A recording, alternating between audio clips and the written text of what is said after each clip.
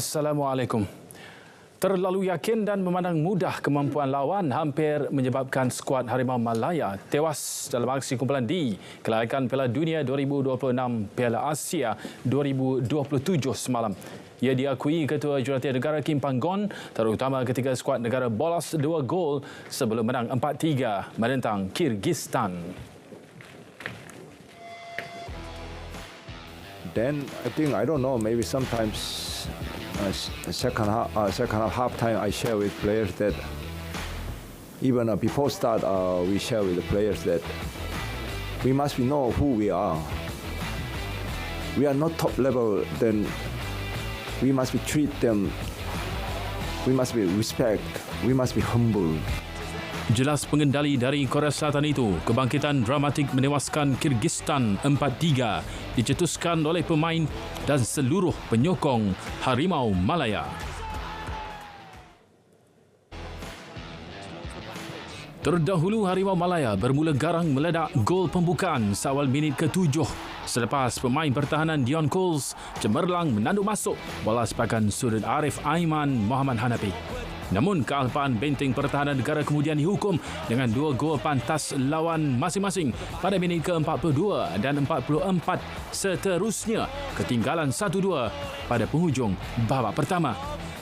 Harimau Malaya bolos buat kali ketiga pada minit ke-57 sekaligus memaksa pengendali Kim Panggon membuat 3 pertukaran serentak memasukkan Akia Rashid, Paulo Jesue dan Endrick Dos Santos bagi memburu gol penyamaan. Caturan itu nyata berhasil selepas gol sendiri pemain lawan pada minit ke-72 dan jaringan kedua peribadi Dion Coles pada minit ke-77 kembali menyamakan kedudukan kedua-dua pasukan. Stadium Nasional Bukit Jalil terus gamat pada masa kecederaan babak kedua selepas gerakan bijak Arif Aiman berjaya mencari Faisal Halim yang kemudian tenang menyubat gol kemenangan Malaysia. Sementara itu, pengendali Kyrgyzstan Stefan Tarkovic akui kecewa dengan kegagalan anak buahnya melakar kemenangan selepas berjaya mendahului 3-1 pada babak kedua perlawanan. I can say that I am very angry and disappointed about the result. We scored 3 goals and we created many other chances to manage the game to the win, but by our big mistake in the defense, we received 4 goals, which is too much. So take 3 goals and don't take any point. Ini merupakan kemenangan pertama Malaysia ke atas Kyrgyzstan dalam 2 pertemuan selepas tewas 0-1 pada aksi persahabatan antarabangsa di Melaka pada 2018. Kejayaan itu juga menyaksikan anak buah Panggon meraih motivasi yang diperlukan menjelang aksi kedua bertemu Taiwan di Taipei Selasa depan. Malaysia ketiga ini berada di kedudukan teratas dalam kumpulan D dengan mengumpul 3 mata sementara satu lagi aksi kumpulan antara Oman dan Taiwan sedang berlangsung.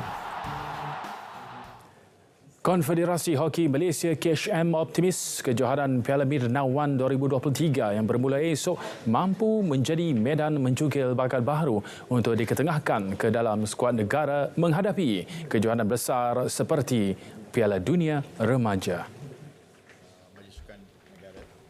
Presidennya Datuk Seri Subhan Kamal berkata saingan jemputan antarabangsa yang menumpukan kepada kategori bawah 17 tahun lelaki dan wanita itu juga merupakan platform terbaik bagi memberi pendedahan kepada pemain tempatan merasai pengalaman bertanding menyaingi kehebatan pasukan negara lain.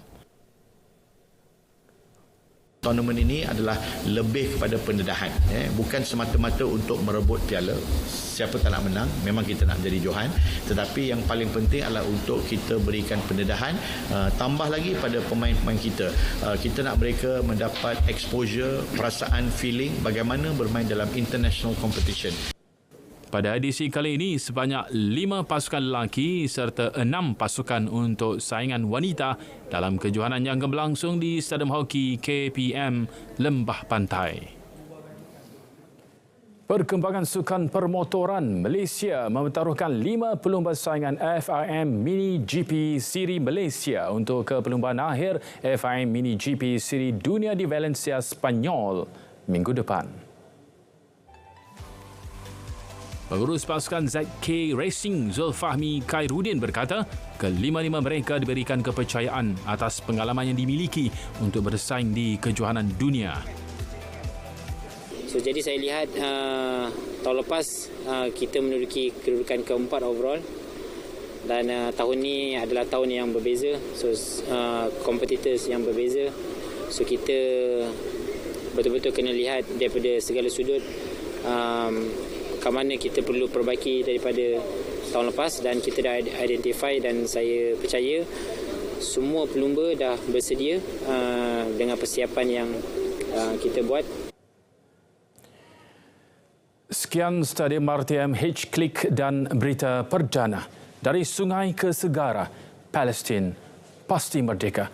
Saya Muhammad Akhtar Haji Hamzah, Malaysia Madani, tekad perpaduan penuhi harapan.